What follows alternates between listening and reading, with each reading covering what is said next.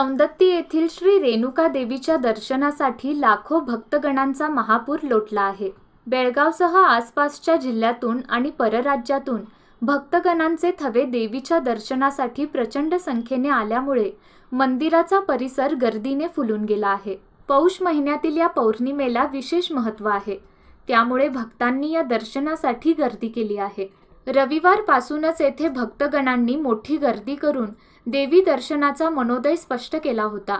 शाकंभरी पौर्णिमा या नावाने देखील ही पौर्णिमा ओळखली जाते, त्यामुळे देवीचे दर्शन घेऊन ओटी भरण्यासाठी भाविकांचा उत्साह ओसंडून वाहत होता।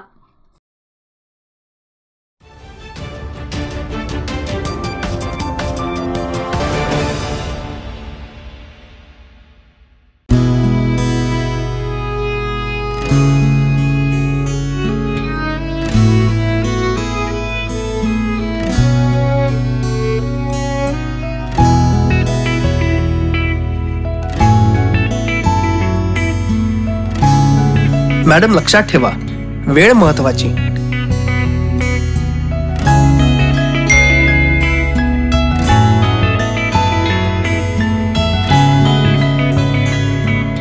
नीता, अगं पासवर्ड आहे, टाइप कर।